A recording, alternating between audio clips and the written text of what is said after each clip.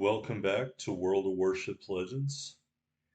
Here in the home of another slightly above average ship review. Today, yes, I'm a moron. Today you are going to see a ship I paid 17,500 doubloons for. Now, why would you pay 17,500 doubloons for a ship?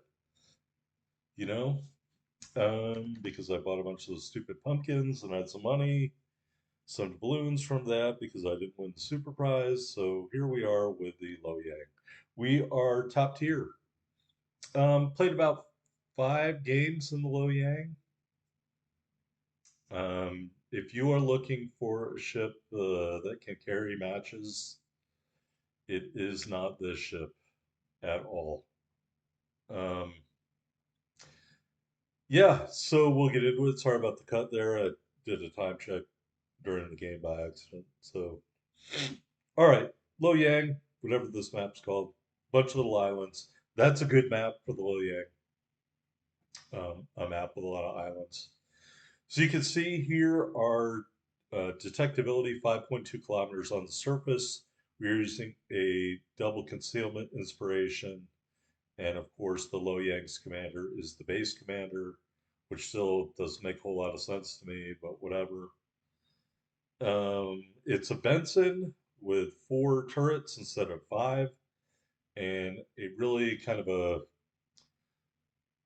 choice between either long range, low damage torpedoes or short range, higher damage torpedoes.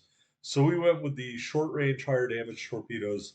The other choice that we had to make, okay, it's called Grease Domination Match. There you go. Is between the sonar consumable, which we have, or a speed boost. So it's kind of like, I don't know, let's do a bad movie reference. Sophie's Choice. You get to choose between two not so great torpedo options, and you get to sacrifice either an engine boost or a sonar. Just for the record, I'll say this ship probably needs both of those consumables. I think it is a very average destroyer because of the choices you're forced to make in it and the lack of a true destroyer commander.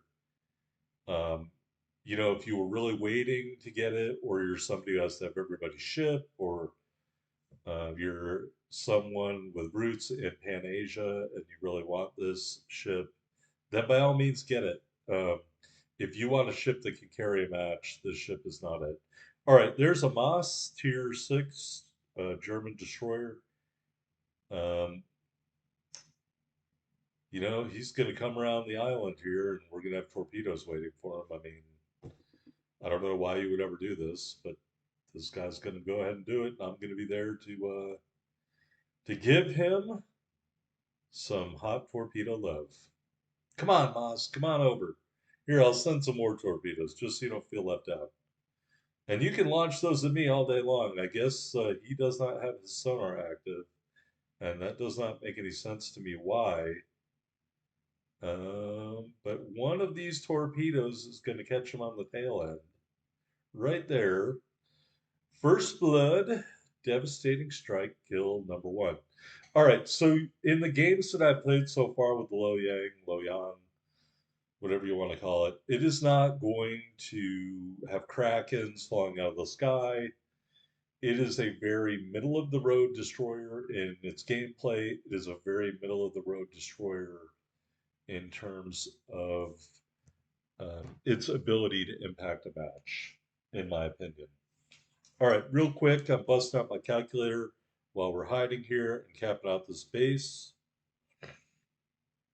60 seconds divided by our reload, which is 3.3 seconds, equals 18.1818182 times 4 guns times 1900 HE shell damage. Your DPM is 138,181. Now that's not terrible, but I want to say I think the Akizuki's DPM is like 270,000, if I'm remembering from memory correctly. It's definitely like between 220 and 270. So, I mean, that's like double almost what you do. So you're not a gunboat. Okay, you only have four guns. And you're not a torpedo boat either because either your torpedoes are pinpricks of damage, like 11,000 damage with the long range torpedoes, or these ones do a little over 16,000 damage, but they have a short range of 6.7 kilometers. So if you're like me, accustomed to living life on the edge, I use blue cheese dressing, not ranch, um, then you are going to have to be very comfortable operating in just a 1.5 kilometer stealth torpedo window. Detectability, 5.2 kilometers. Range of torpedoes, 6.7 kilometers. Subtract the lower number from the higher number, you get 1.5 kilometers. I really did not major in math in college, honest. All right, so we got a solo cap of A. We are now going into B because it's here and it's not capped out yet. And there's one other destroyer. I can barely see two. Okay, there was two cruisers, one destroyer, one cruiser, one battleship, one aircraft carrier, one of each. All right. So we are just going to continue going through Bravo. That's my only goal right now, to capture Bravo. And my advice to low yang commanders out there is concentrate on the little things that get XP, like solo caps, killing other destroyers if and when you can, like that boss. That wasn't a particularly skillful kill, in my opinion. I predicted his torpedo path or the path of his ship, launched torpedoes into that path. A torpedo hit his ship, he died. The end. So stuff like that. In terms of straight up gunfighting or stuff like that for a cap, that's going to be kind of rough. All right, we did get a target of opportunity torpedo launch at the Massachusetts. That's another thing you should be doing a lot in the ship. Target of opportunity in your torpedo range, not detected, by all means, go ahead and launch. When it comes to fighting or contesting a cap, you should be doing two things as we get our second solo cap. I think the other ship sailed out or got killed or something. Um, Smoke and sonar in concert with each other. So you see the enemy, he sees you, you light him up, you smoke up, and you activate your sonar. That way you can detect him. And in theory, you will have at least some advantage before, if he's in a German or a Royal Navy destroyer or the Orkin, uh, he would be able to detect you. So you got to use that for your advantage, and maybe save that for the ships that don't have sonar. I don't know, just a thought. We launched again at the Mass. I don't. He's turning a little bit. We are going to get him with two torpedoes, but he is not flooding. So as you can see, like, ooh, aircraft carrier wandering a little close. But my main concern right now is capping Charlie, flipping it from the red team to the blue team. That is going to get us the most points. It is going to help our team win the game the most. We are only up by one ship. We're up by about 130 points. So again, this is your primary job in this kind of match, is this destroyer. Now, granted, in the capture of the base match, that's where I think the utility of this ship goes down. Then you're primarily, I would stick close to a cruiser and try to hunt destroyers, maybe. I think it'll work well in a division with a cruiser. But other than that, like I said, I think it's a very middle of the road ship. Kind of reminds me a lot of like the T-61. Good guns, not great guns, good torpedoes, not great torpedoes. You've got sonar, you've got a smoke screen. Reminds me a lot of the T-61. Maybe there's a more applicable ship like the Benson. I just don't know what else you could compare that to. That's the feeling I got from the Loyang, is that it's a middle of the road utilitarian destroyer. You're not going to be the best gunfighter. You're not going to rack up the torpedo damage. But, given encounters of opportunity, you may be able to do both. And with your sonar, you'll be able to ferret out destroyers that are hiding. So the other destroyer did pop up briefly, but at this point, it does not look like he's going into Charlie. So I've got this Cleveland over here coming at me. I did launch at him. those torpedoes are all going to miss. So the Cleveland is going to kind of drive me further this way in the map. And I'm like, well, if I'm going to get driven this way, then I'm going to go after the Lexington. So the Cleveland caught me in open water with its radar. And this is going to be weird because I can't do what I would normally do because I still want to keep going after the Lexington. And he's got torpedo planes coming in. I've got to dodge those torpedoes. So essentially, I'm doing what we call conspicuous ignoring. I'm just ignoring the Cleveland. I'm trying not to give much of a profile based on his position on the map. But at the end of the day, if he kills me, he kills me. If he doesn't, he doesn't. The opportunity came up to smoke. I smoked up. We are out of consumables. Our engine boost is running down. Our smoke is running down. We are shooting down some airplanes, but this ship doesn't have great AA. It has good AA or solid AA, but it doesn't have great AA. If you expect it totally for AA, I would expect a value maybe the mid to high 68, whatever that would do for you. We're going to send one rack at the Lexington here. He's over here on the border. I'm not sure if that's purposeful, like it's a strategy to avoid getting damaged or what. The destroyer is in the Charlie cap, but there's a cruiser and a battleship approaching his position. They kill him, or they're targeting him at least. The Cleveland is still out there. I'm going to start shooting at the Lexington. You know, at this point, I don't know if there's a whole lot left to lose. We are significantly up now because of our cap control. And in fact, the Fletcher just lost the flipping of Charlie. So pretty much we are just trying to knock out the Lexington before this game ends. All right, we're shooting, not doing a whole lot of damage here with our guns. Switch armor piercing. See if maybe that will be a little bit more fruitful. It really isn't.